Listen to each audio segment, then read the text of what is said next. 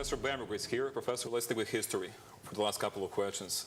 How did Islam develop in the last 300 years, let's say, from the 18th century in Europe? Well, it developed mostly not in Europe, but in, let's say, in the territory of the Ottoman Empire and the adjacent empires, the Iran, and then, of course, India.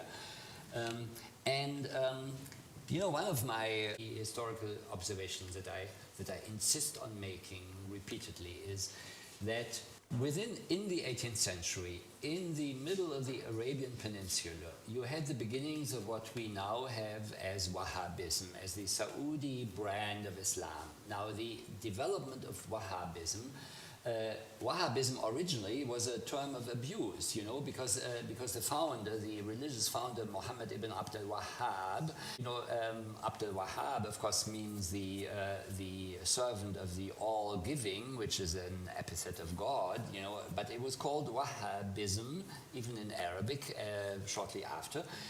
And this Wahhabism has nothing to do with European imperialism, colonialism, etc., etc. It developed on the margins of Arabian Islam, and it developed as a movement, as an alliance between a religious reform, which was extremely intolerant, and a power base, which was provided by the Al Saud, the dynasty which is still ruling in Saudi Arabia, and their tribes, you know. And the characteristic of this movement, it was groups of marginal Muslims, marginal populations, economically marginal, and this combination of religious reform, or what was called reform, with an underprivileged population group, is a model that you can see throughout Islamic history. Even from the sort of very beginnings, or very close to the beginnings of the 7th century, you can see it happening time and again. And you saw it in the middle of the Arabian Peninsula in the 18th century. And what we now have, of course, is a very bad situation. We have so-called petro-Islam, petro because it's funded by petrodollars. And the Saudis have exported their reactionary brand of Islam, funded by the petrodollars, over the entire Islamic world in the last, 30 years or so. And this is a pernicious development that should be checked. And it should have been checked long ago. Now here, of course, Western policies towards Saudi Arabia also are largely to blame. I mean, they are not the root of the problem, but they have magnified the problem because of this accursed oil dependency on oil. The Saudis have been treated with kid gloves, as you say in English. You know, in German it would be velvet gloves. You know, and they shouldn't have been. They should be called to task. And of course, in the so-called oil crises of the 1970s, it should have been clear that highly industrialized countries should make themselves independent from oil, which they didn't do, you know. And I mean, this is a big problem. It's definitely a big problem. You have it everywhere. You have it now in ex-Yugoslavia. You have it in Bosnia. You have it in Central Asia. You have it probably in Turkey. You have it in Arab countries. You have it everywhere, and this is by no means the only problem, but it definitely is a problem. As I said before, it has nothing. Its development, its origins, have nothing to do with Europe or the so-called West. Now, this is one thing that is a very.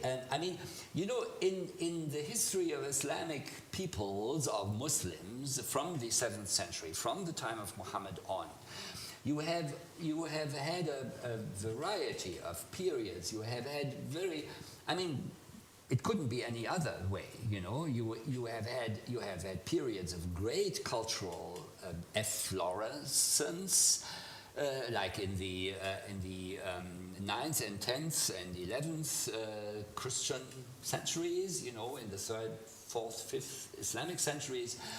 in some areas you have had it in much later centuries. You have had these great, as an American historian of Islam has called them, gunpowder empires of the early modern period. You know, you had the Ottoman Empire, you had the Safavid Empire, and you had the Mughal Empire in India, the three great empires that were built on firearms. You know, that's why they are called gunpowder empires. And if you look at the 18th century, for instance, or the 17th century rather than the 18th, the Mughal Empire was a state of tremendous power, tremendous wealth, tremendous cultural productivity. You know, and in the Ottoman Empire it looks slightly different. The 17th century was already a period of crisis, and in the 18th century you had the beginning of Westernization.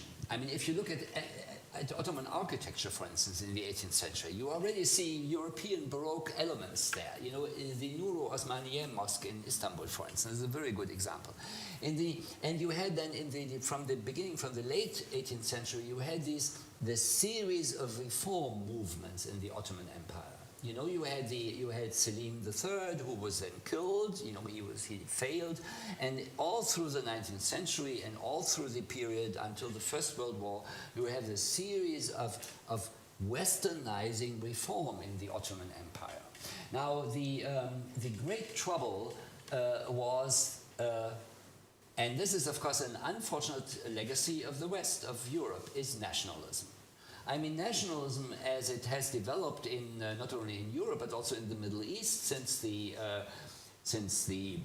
19th and then especially the 20th century has been a great power of destruction.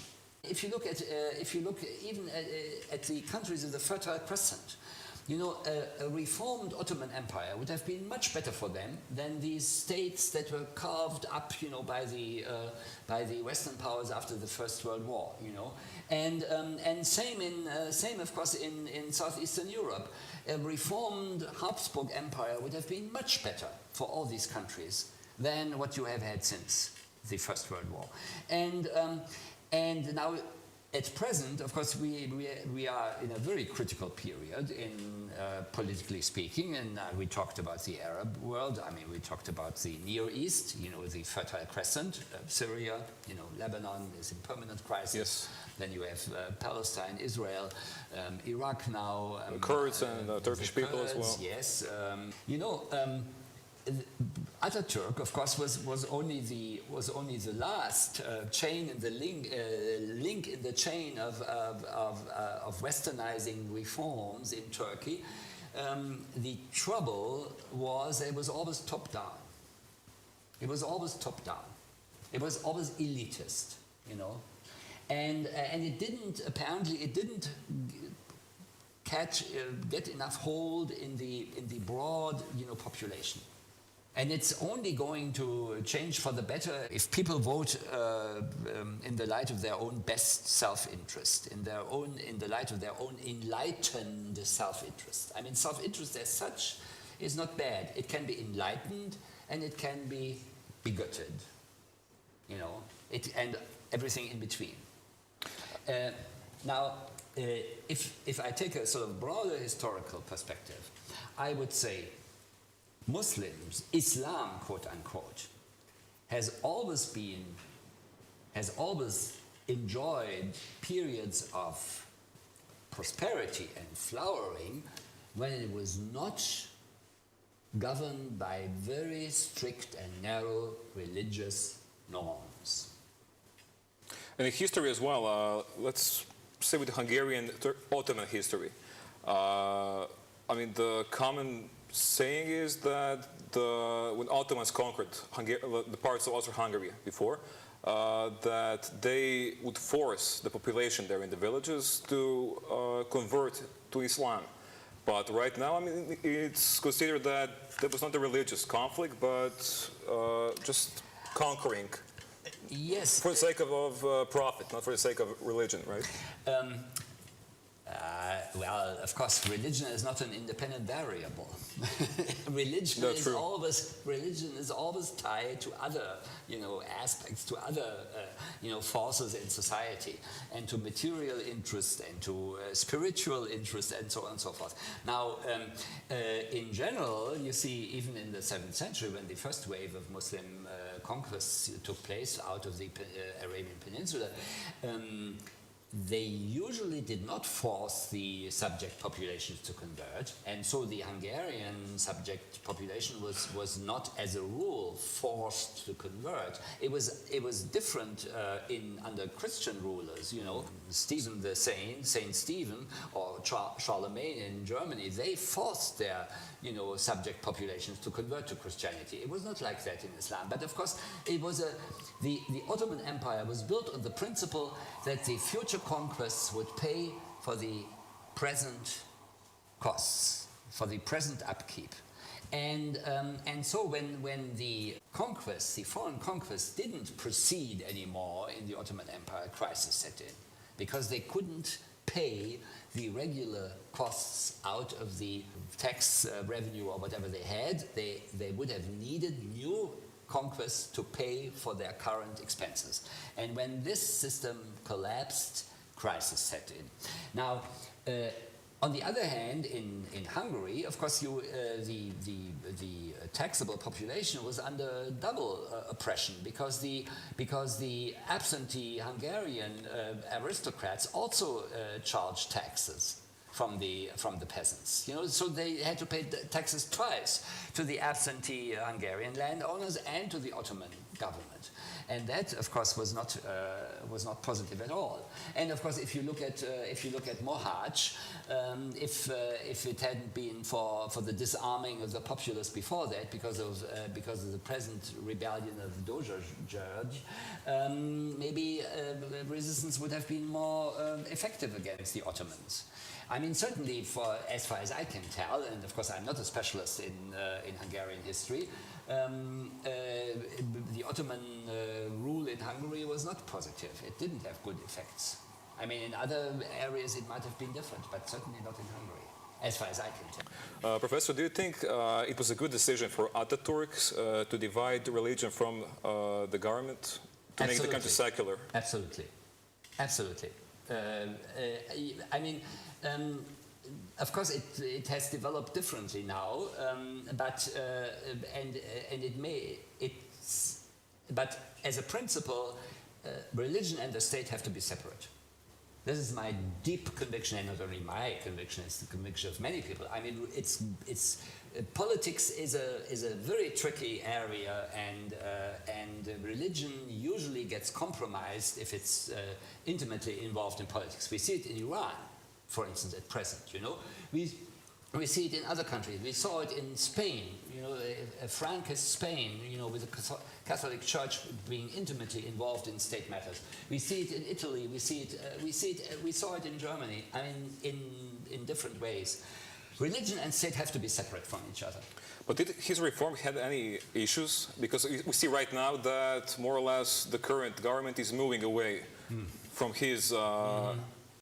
One of the great weaknesses, as I said before, was this top-down approach. You cannot. Yes, you do need to act top-down in certain moments at certain times, but then you have to try to develop and build support from bottom up. Without that, reforms will remain short-lived. Thank you for being in Thailand, Professor. Okay, thank you. That was it for today. Hope you enjoyed the show, and see you next time.